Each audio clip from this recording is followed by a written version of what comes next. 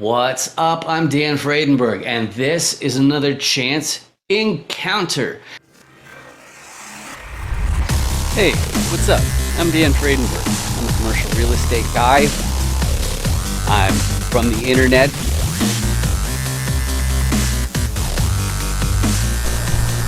We're seeing more properties like this being built in front of a house. It's going to be torn down soon. I understand that there are power lines that are getting kind of close. What's up again? This is Dan Fredenberg, and that there is a commercial real estate building.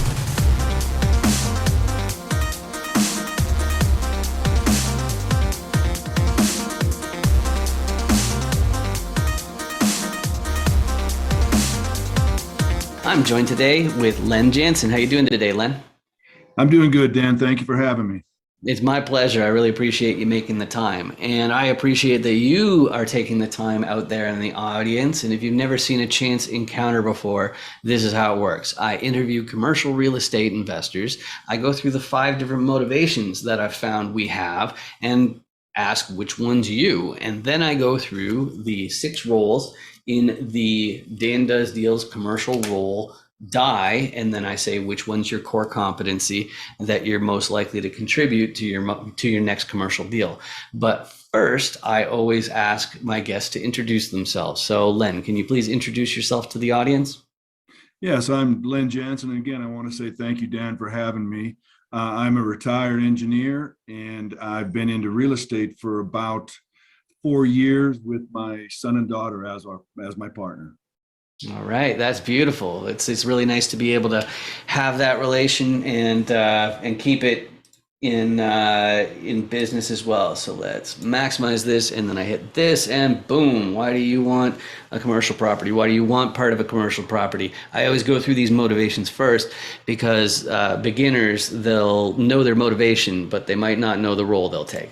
So the first one is preserving purchasing power. Okay, if you have a family office or you basically rely on the proceeds from your wealth to make ends meet, then your biggest concern is inflation. And that means you have to keep on making new acquisitions to make sure that the inflation boogie monster doesn't ruin the party. The next reason is my one, which is trading time for wealth. I've got a background in technology, so no big surprise. That makes me a high wage earner, high salary, whatever you want to call it. But if you do earn a whole whack in salary, unfortunately, you're paying the biggest form of tax, which is income tax.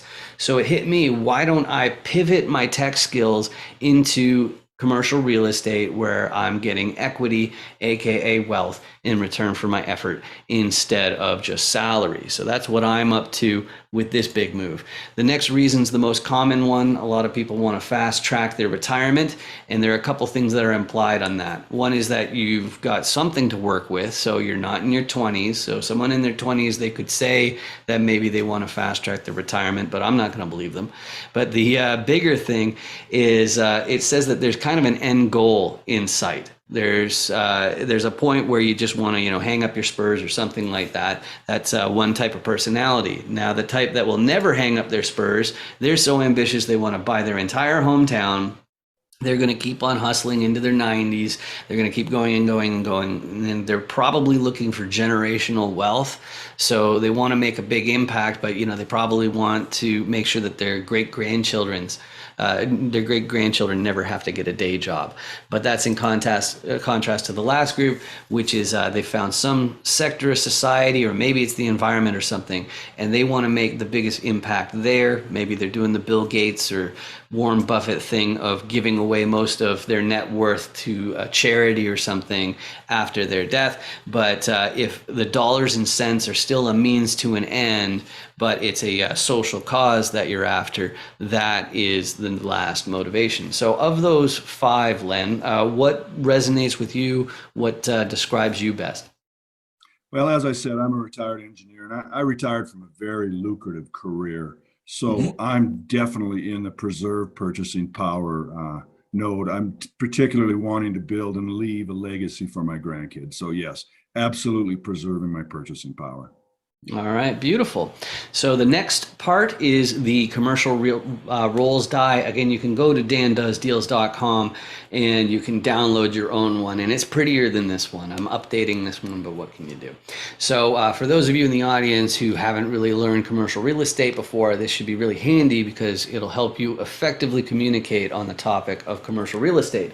The first rule I want to talk about is the repositioner. The repositioner looks at a whole whack of different properties, and they do something called underwriting it, okay, which is doing the math, make sure the property is actually making the money that the seller says it is, and then also they're looking for upside, okay?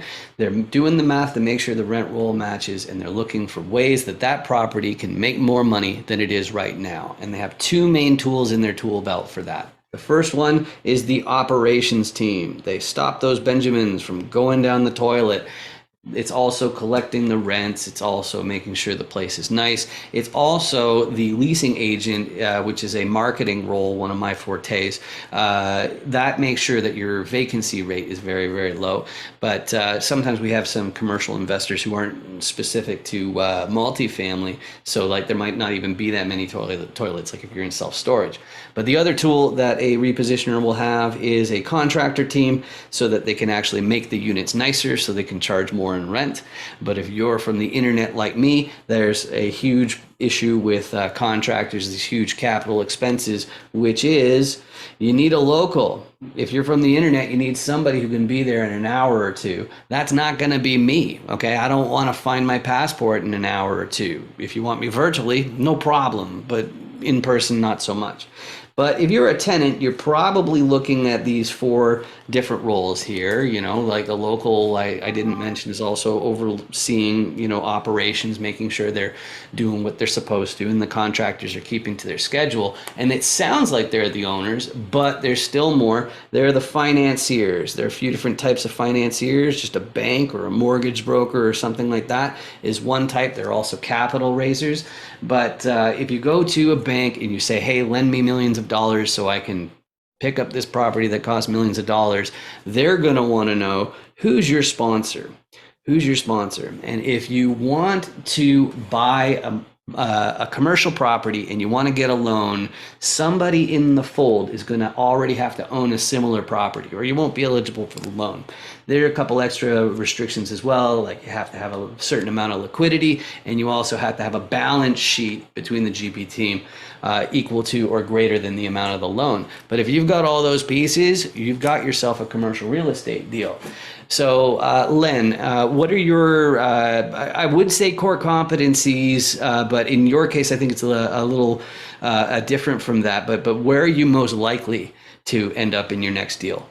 Well, as I said, I'm a retired engineer, but I also have an MBA. So I'm definitely in the repositioner role. But as I said, also, I partner with my son and my daughter. My daughter is got her doctorate in physical therapy. So she handles all the personal issues. She does our operations. My son, he's a project manager, engineer. He does our contractor role. So we multiply our similarities and we really build upon each other's strengths. So yeah, I'm definitely a repositioner, but I've got solid operations and contractor help with me. And as far as sponsors, is that in the cards, or like maybe on smaller deals or something, or is it Maybe something? on smaller deals, yeah, we do a little financing as well. Okay. And you know, as you said, we don't want to buy a job, so we don't do local purchases. We go out of market, and we have to have local people help us there. All right, beautiful, beautiful. And you know, as you were mentioning, you know, like one thing about the 506B rules is that if somebody, a guest on this show, if they're only doing capital raising, that's not okay with the SEC. You can do it with a 506C, if my recollection is correct, but with a B, you wouldn't be able to. But so the next question I have is ideal property, and what that means, it's what geography, you know, which states, which counties, which unit counts. Okay, how many units are in the sweet spot, and what class? So that's the condition and the neighborhood. That's, some people call it a buy box, but that's an ideal property where it's easier to say yes and it's more difficult to say no. So Len, what's your ideal property as far as if somebody's going to bring something to you? What's perfect? Well, for us, I actually do things a little bit backwards. I go out and I find out what financing I have, what loan constant that financing has, and then I go out and I find a property that has a cap rate that'll match up with that financing, and then we go from there. Right now, our wheelhouse is between a 15 and 30 unit property. We're actually looking at going bigger. We are really, really sweet on the Omaha area. They've got a huge expansion to their medical center going on there. So we like 15 to 30 multifamily units in the Omaha area is where we're at. That's our sweet spot. All right, beautiful. And one thing I really love about commercial real estate in general is how helpful people are. And I chalk that up to the fact that people are not all faces of the die at any given time, but there's some side of the die that everybody could use more of than anybody else. More sponsors is definitely what I'm looking for. But how about you? Who are you best suited to help, Len? Well, we're best suited to help people that have like 1031 exchanges. They need to park money. We've always got deals where we can use funding. So if you've got 1031 money that you need to put somewhere quickly, we can help. All right, beautiful. And what's the best way to reach out to you? Go ahead. I was going to say we met through Tim Brotz's group, and we mainly stayed to Facebook, even though I'm mostly on LinkedIn. So maybe you have a website that's better, though. Yeah, the best way to reach us would be either on our website at aboyandhisdog.com or Facebook, or email, or through the Tim's group, Legacy Family, Legacy Wealth. All right, beautiful. And I got one more thing to say to you in the camera there, which is over here, down a little bit from here. There's an awful red button, and life is so much better when it's gray. And the way that you make that red button gray is you click on it, and it has a magical power. The magical power is YouTube starts to pay for these videos instead of me. So pretty please do that. It costs you absolutely nothing. It just means that my videos might show up on your list of suggestions, but you don't even have to watch those. Just clicking on that subscribe button is more enough of a favor.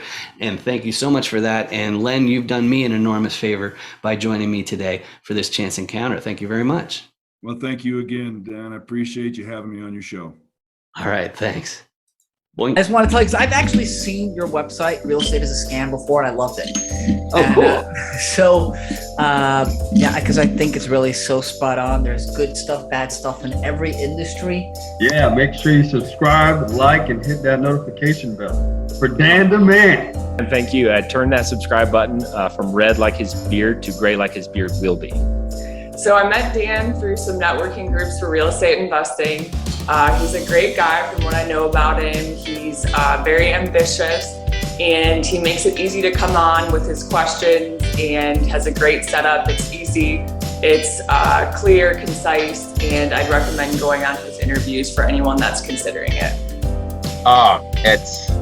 It was unlike anything I've ever experienced. It was super fun. The process was so easy a caveman can do it. I mean, if you guys haven't done it yet, you guys need to get on his calendar. Just take 15 minutes of your time, get exposure, find out who Dan is, what he's about. He's a true trifecta. And if you don't know who he is, get in touch with him. Google his name, find him on LinkedIn, do whatever you can. Just reach out to him. So I really appreciate the format. Like I've told you a couple times before, I think it's really great because me personally, I'm very long-winded. I have to purposefully make things more concise, but the way I take things in is I definitely prefer things to be concise and straight to the point and concentrated. And the chance encounters really do that great for individuals. So you can get a good grasp on who they are, what do they do, why do they do it, what space do they operate in. That's why I love chance encounters.